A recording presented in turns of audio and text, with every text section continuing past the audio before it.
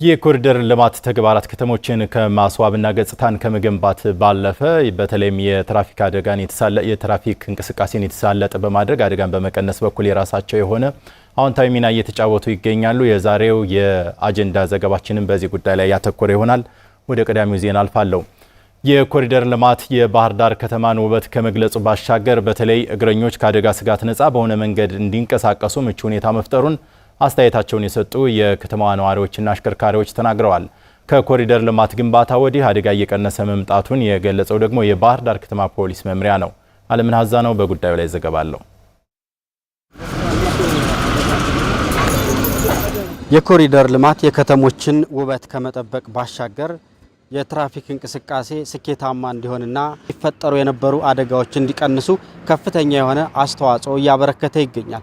በዚሁ በባህር ዳር ከተማ ሰፋፊ የኮሪደር ልማቶች አካል የሆነው የእግረኛ መንገድና የሳይክል መንገድ ግንባታ እንደምትመለከቱት የትራፊክ ፍሰቱ የተቃና እንዲሆንና አደጋዎች እንዲቀንሱ የበኩሉን አስተዋጽኦ እየተወጣ መሆኑን ያነጋገርኳቸው የከተማው ነዋሪዎች አጋርተውኛል። በብስክሌትም በመኪና አደጋም ብዙ ሰው ሙቷል። ይሄን ያስቀራል። ይሄ ኮሪደር ልማት ሰፊ ስለሆነ የራሱን መንገድ መኪና የራሱን መንገድ፣ ብስክሌት የራሱን መንገድ፣ እግረኛ የራሱን መንገድ ይዞ ስለሚሄድ ከአደጋ ነፃ ነው የሚሆን ብዬ ነው ገምት። ብስክሌት በጣም እንቸገር ነበረ። አሁን ግን በጣም አሪፍ ነው። ፈታ ብለን ነው የምንሄደው። ለከተማው በጣም አሪፍ ነው። ለብስክሌቱም አሁን ለብስክሌት በፍሰት ለትራፊክ ፍሰቱ በጣም አሪፍ ነው። የኮሪደር ልማት ከመሰራቱ በፊት የነበረውን የትራፊክ ፍሰት መጨናነቅ የሚያስታውሱት አሽከርካሪዎች አሁን ላይ ስላለው የትራንስፖርት እንቅስቃሴ አስተያየት ሰጥተዋል። እግረኛ በሌለ ብስክሌት ለብቻ ስለሚሄድ የትራፊክ መጨናነቁ ይቀንስልናል። ተሽከርካሪው እንስሳትም አብረው ሄዱ ነበር፣ ሳይክልም አብረው ሄዱ ነበር። አሁን ግን የሳይክልም ለብቻ ነው፣ ለእግረኛም ለብቻ ነው፣ ለመኪናም ለብቻ ነው። ሁሉም ነገር የተስተካከለ ስለሆነ አሁን በመንገድ አጠቃቀማችን ለኛም ለአሽከርካሪዎች ጥሩ ነገር ነው ብዬ ገምታለሁ። የባህር ዳር ከተማ አስተዳደር ፖሊስ መምሪያ የሶስተኛ ፖሊስ ጣቢያ ትራፊክ ክፍል ኃላፊ ምክትል ኢንስፔክተር ያደርጋል ተምዬ እንደሚሉት ኮሪደር ልማት ከተሰራ በኋላ የትራፊክ አደጋ ቀንሷል። ኮሪደር ልማቱ የመጀመሪያው ሶስት ነገሮችን ያሳለጠ ነው። የእግረኛ ለብቻ፣ የብስክሌት ለብቻ፣ የሞተር ተሽከርካሪዎች ማለት የመኪና መንገድ ለብቻ ነው። ስለዚህ አሁን ሶስት ነገሮች አይገናኙም። ምን ይቀንሳል? የእግረኛ ግጭትን ይቀንሳል። ብስክሌትን መኪና አይገጭም። ሁሉም የራሱን መስመር ጠብቆ ከሄደ በከፍተኛ ሁኔታ የትራፊክ አደጋ ይቀንሳል። የተሰራውን የኮሪደር ልማት ለታለመለት ዓላማ መዋል እንደሚገባ አሳስበዋል። የመጀመሪያው እግረኞች በእግረኛ መንገድ ሲያቋርጡ ግራና ቀኝ አይታቸውም ቢያቋርጡ መልካም ነው። ከዛ ውጭ አሽከርካሪዎች እግረኛ መንገድ ላይ ሲደርሱ ፍጥነት ቀንሰው ቢያልፉ መልካም ነው። ከዛ ውጭ የተሰራውን የኮሪደር ልማት ለተሰጠነ ዓላማ ብናውለው እሱ ማለት እግረኛ በእግረኛ፣ ብስክሌት በብስክሌት፣ መኪኖች በመኪና መንገድ ይሄን ብንጠቀም አደጋ መቀነስ እንችላለን። የባህር ዳር ከተማ ፖሊስ መምሪያ የመንገድ ትራፊክ ደህንነት ዋና ክፍል ኃላፊ ኮማንደር አብርሃም ልየው የትራፊክ አደጋ ይበዛባቸው የነበሩ መንገዶች የኮሪደር ልማቱ አካል በመሆናቸው አደጋ ሊቀንስ እንደቻለ ያብራራሉ። ባለፈው ዓመት እንኳን ብናይ ወደ 37 እግረኞች ላይ የትራፊክ አደጋ ደርሷል። እነዚህ 37 እግረኞች ከባድ አካል ጉዳት ደርሶባቸዋል፣ የሞት አደጋ ደርሶባቸዋል፣ ቀላል አካል ጉዳት ደርሶባቸዋልና እውነት ለመናገር እግረኞች ላይ የሚደርሰው አደጋ ከመንገድ ችግር ጋር ተያይዞ ቀላል አይደለም። እንደ ከተማ የደረሰ አደጋ ነው። ከገጠር መንገድ እስከ ኤርፖርት መስመር ወይም ዘጌ መገንጠያ እያልን የምንጠራው አካባቢ ሰፊ የእግረኛ ግጭት የሚደርስበት ሆት ስፖት ኤሪያ ነው። ከእግረኛ ግጭት አኳያ ሲወሰድ ይሄ አምና በታቻምናም በተለያየ ጊዜ ከፍተኛ የሰብአዊ ጉዳት እያደረሰ ያለበት መስመር ነው የነበረው። አሁን ኮሪደሩ ከተሰራ በኋላ አሁን ለእግረኛም ክፍት ከሆነ በኋላ ይህን ያህል የደረሰ አደጋ የለም። አሁንም በዚሁ ጉዳይ ላይ ቆይታ እናደርጋለን። የኮሪደር ልማት በተሰራባቸው ከተሞች የትራፊክ አደጋ እየቀነሰ መምጣቱን መረጃዎች ያሳያሉ። አደጋዎች ቢቀንሱም አሁንም ቢሆን የትራፊክ መብራቶችና ምልክቶችን በአግባቡ ከማስተዳደር ጋር በተያያዘ ውስንነቶች ይታያሉ። ኮሪደር ልማት ከውበት የተሻገረ ፋይዳውን በተመለከተ ምልከታውን ሊያጋራን ዘጋቢያችን ኤልያስ ፈጠነ ቀደም ብዬ ባስተዋወቅኳችሁ መሰረት ከዚሁ ከባህር ዳር በቀጥታ መስመር ላይ ይገኛል። ከሱ ጋር ቆይታ አደርጋለሁ። ኤልያስ እንደምን ዋልክ?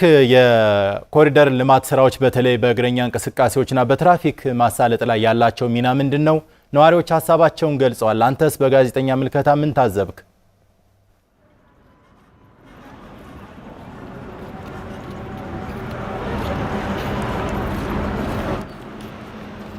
ሰላም አብዮት ጤና ይስጥልን ተመልካቾቻችን እንደምንላችኋል። የኮሪደር ልማት ጽንሰ ሀሳብ በኢትዮጵያ መተግበር ከጀመረ ወዲህ በርካታ ትሩፋቶች እየተመዘገቡበት የሚገኝ ዘርፍ ነው። በአንድ በኩል ለከተሞች መልክ ገላጭ ሆነ ሁነት ከመሆን ባሻገር በኢኮኖሚና በማህበራዊ ልማት ዘርፍ የራሱ የሆነ አስተዋጽኦ እያበረከተ እንደሚገኝ ግልጽ ነው። ይሄ ማህበራዊ ሁነትን ከመግለጥ የከተሞችን ውበት ከመግለጥ የተሻገረው ውበቱ ደግሞ የዜጎችን ድነት ከመጠበቅ ጋር በተያያዘ እየተጫወተ ያለው ሚናም በቀላሉ የሚታይ አይደለም። በዋናነት የከተሞችን ድነት ከማስጠበቅ ጋር በተያያዘና የትራፊክ ሁነቱን ከማሳለጥ ጋር በተያያዘ የኮሪደር ልማት እየተጫወተ ያለው ሚና በቀላሉ የሚታይ አይደለም። የእግረኛ መንገድ የብስክሌት ተጠቃሚዎችና የተሽከርካሪዎችም ለየብቻ በረድፍ ከተዘጋጀ በኋላ ዜጎች በትራፊክ አደጋ የሚደርስባቸውን ጉዳት እንደቀነሰላቸው ማንሳት ይቻላል። እኔ በባህር ዳር ከተማ ተዛዙሬ በተመለከትኩበት ሁነት ላይ ይህንን ለመመልከት ሞክሬያለሁ። ለምሳሌ አሁን ባለው በሚገኝበት ቦታ ላይ ከዋተር ፍሮንት ሆቴል ወይም ደግሞ ስካልማ በሚገኘው ኮሪደር አካባቢ ነው ያለሁትና ዜጎች በእግረኛ መንገድ ላይ እየተንቀሳቀሱ በነበሩበት ወቅት ለምሳሌ ቢደክማቸው እንኳን አረፍ ብለው ማህበራዊ ህይወታቸውን የሚከውኑበት የሚነጋገሩበት ሌሎች ጉዳዮችንም ጭምር የሚከውኑበት አጋጣሚ አለ። ከዛ ባለፈ ከተሽከርካሪ ጋርም ጭምር ሳይታገሉ በራሳቸው ረፍታቸውን ካደረጉ በኋላ መጓዝ መንቀሳቀስ የሚችሉበት እድል እንዳለ ማንሳት ይቻላል። ይሄ ለትራፊክ እንቅስቃሴው ሌላኛው ምቹ ሁኔታ ነው ማለት እንችላለን። ከዚህ ባሻገር ደግሞ ቀደም ሲል አብዮት ላንተም ለተመልካቾቻችንም ሳነሳ እንደነበረው ሌላኛው ትሩፋት ተደርጎ የሚነሳው እንግዲህ ለብስክሌት ተጠቃሚዎች ነው። የብስክሌት ተጠቃሚዎች አሁን ላይ ምንም አይነት ቅሬታ የሚያነሱበት እድል የለም ማለት እንችላለን። ምክንያቱም የብስክሌት አሽከርክሮ የፈለገበት ቦታ ላይ ለመድረስ መንገዶች እድል ስለተመቻቸላቸው ማለት ነው። ስለዚህ በብስክሌት መንገደኞች አማካኝነት ሂደው እድሉን መጠቀም ይችላሉ። ይሄ ለብስክሌት ተጠቃሚዎች ይዞት የመጣው ትሩፋት ነው ማለት እንችላለን። ስለዚህ አሁን እኔ በሚገኝበት ቦታ ላይም የብስክሌት ተጠቃሚዎች በዚህ መንገድ ማለት ነው በብስክሌት መሄድ የሚችሉበት እድል አለ። ስለዚህ ከተሽከርካሪ ጋር የሚገናኙበት ወይም ደግሞ የሚጋፉበት እድል የለም ማለት ይቻላል። ስለዚህ ከትራፊክ አደጋ ጋር በተገናኘ ማለት ነው በአንዳንድ ከተሞች መረጃዎችን ለመሰብሰብ ሞክሬ ነበርና እስከ 50 ከመቶ የሚደርስ የትራፊክ አደጋ ካሁን በፊት ሲፈጠር የነበሩ የትራፊክ አደጋዎች መቀነስ ተችሏል። ለዚህ ደግሞ የእግረኞች የብስክሌት ተጠቃሚዎችና የተሽከርካሪ ወይም ደግሞ ባለ አራት እግር ተሽከርካሪ የሆኑ ተሽከርካሪዎች የሚንቀሳቀሱበት የራሱ የሆነ ስለተለየ ማለት ነው። እናም እነኚህ ትሩፋቶች ይዞ እየመጣ ነው ማለት ይቻላል። በባህር ዳር ከተማ ተዛዙሬ የተመለከትኩት ሁነትም ይሄ ነው። ሌላው ግን መነሳት የሌለበት ጉዳይና ማንሳት የሚገባን ጉዳይ በኮሪደር ልማት ላይ አሁንም መፈታት የሚገባቸው ጉዳዮች ናቸው። ለምሳሌ አሁን ይህንን መረጃ እየሰጠሁበት ባለውበት ወቅት ላይ መስቀለኛ መንገድ ልንለው እንችላለን። እዛ አካባቢ ነው ያለሁትና የትራፊክ መብራቶች አለበለዛ ደግሞ የትራፊክ ምልክቶች በሚገባ መቀመጥ መቻል አለባቸው። ዜብራዎች በአግባቡ መቀባት መቻል አለባቸው። ስለዚህ እግረኞች እንደፈለጉ ማቋረጥ እንዲችሉ ይሄኛው አንደኛው ጉዳይ ነው ማለት ይቻላል። ከዛ ሲቀጥል ደግሞ በብስክሌት ተጠቅመው በሚንቀሳቀሱ ብስክሌተኞች መንገድ ላይም እግረኞች ሲያቋርጡ ተመልክቻለሁ። ስለዚህ ከግንዛቤ ፈጠራ ጋር በተያያዘ መስራት የሚገባቸው ስራዎች እንዳሉ ማንሳት ይቻላል። እነኚህ ሁሉ ሁኔታዎች ደግሞ ተዳምረው የሚሄዱ ከሆነና የሚስተካከል ከሆነ ምናልባትም የትራፊክ አደጋ ሲያደርስ የነበረውን ሰቆቃ በእጅጉ ማስቀረት የሚቻልበት እድል አለ። ሌላው የመጨረሻው ነጥብ ማንሳት ያለብን ተሽከርካሪዎቹ በየቦታዎች ቆመው እንመለከት ነበር ካሁን በፊት። አሁን የኮሪደር ልማት ጽንሰ ሀሳብ ከመጣ በኋላ ተሽከርካሪዎቹ ቦታቸውን የመያዝ እድል አለ። በተለያዩ አጋጣሚዎች ያው የፓርኪንግ ስራዎችም ስለሚሰሩ ማለት ነው። ግን በሚፈለገው ልክ ነው ወይ አሁን እየተሰራ ያለው በባህር ዳር ከተማ ብለን ካሰብን መልሳችን አይደለም የሚል ይሆናል። እኔ ባለኝ ምልከታ አንድ ተሽከርካሪ ማቆሚያ ወይም ደግሞ የፓርኪንግ ቦታ እኔ ከምገኝበት ቦታ ከጀርባ ማለት ነው ያ ማለት ከዋተር ፍሮንት ሆቴል እስከ አልማ ድረስ በተሰራው አንድ ቦታ ላይ ብቻ ነው የተመለከትኩት። ሌላ ጊዜ ግን ተሽከርካሪዎቹ መንገድ ላይ ቆመው ለተጨማሪ አደጋ የሚፈጥሩበት አጋጣሚ እየተመለከትኩ ነበር የነበረውና እዚህ ላይ ከተማ አስተዳደሩም የኮሪደር ልማትን ጽንሰ ሀሳብ የሚተገብሩ ከተሞችም ጭምር በቀጣይ የቤት ስራ አድርገው ሊወስዱት የሚገባ ሀሳብ እንደሆነ ተመልክቻለሁ። አብዮት ያለኝ መረጃ ይሄን ነው የሚመስለው። እዚህ ላይ ላብቃ። በጣም አመሰግናለሁ። ኤልያስ ከዚሁ ከባህር ዳር በቀጥታ መስመር ለሰጠህን መረጃ ከልብ አመሰግናለሁ። መልካም ጊዜ ይሁንልህ። አሁንም በዚሁ ጉዳይ ላይ ቆይታ እናደርጋለን። በኮሪደር ልማት እየለሙ ያሉ ከተሞች ከውበታቸውን ባለፈ የትራፊክ አደጋን ለመከላከል ጉልህ ሚና እየተጫወቱ ይገኛል። ይህ የልማት ዘርፍ በክልሉ የተለያዩ ከተሞች ውበታቸውንና እድገታቸውን ይበልጥ እንዲገለጥ አድርጓል። አዲሱ ተስፋዬ በዚህ ጉዳይ ላይ ተጨማሪ መረጃ አለው። ተከታትለን እንመለስ። ክልላችን በተለያዩ ቦታዎች የተጀመሩ የኮሪደር ልማቶች የከተሞችን መሰረተ ልማት ከመቀየርም ባለፈ የሰዎችን የአኗኗር ዘይቤ እየቀየሩ ይገኛሉ።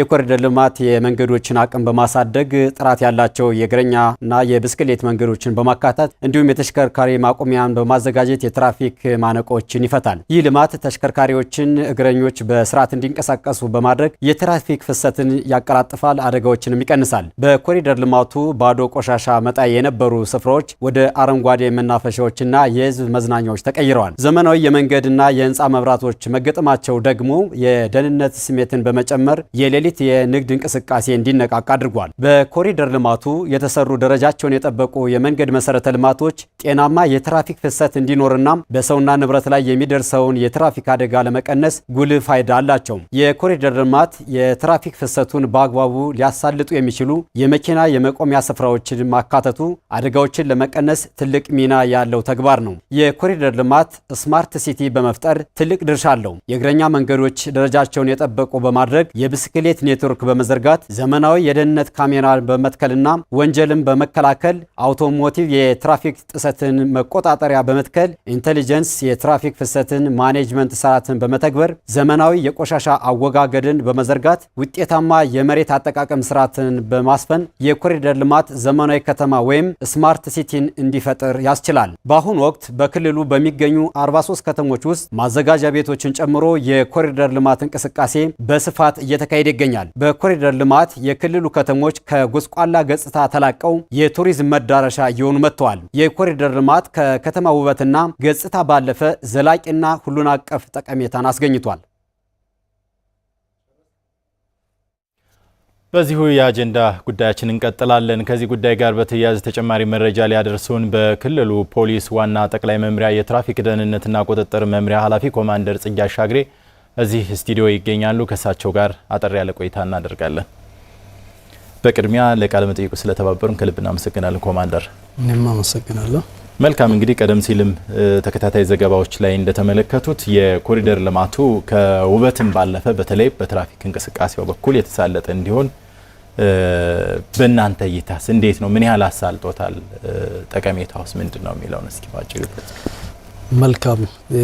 በመጀመሪያ አሚኮ ይሄን በተለይ በሀገራችን ብሎም በክልላችን እየደረሰ ያለውን የትራፊክ አደጋ አስከፊነትና አሰቃቂ ሁኔታ እሱን ለመከላከል ለህብረተሰቡ ግንዛቤ ለመፍጠር የሚደረጉት በሚዲያ የግንዛቤ ፈጠራ ስራዎች እሱን እንደ ተቋም በትልቁ እናመሰግናለን።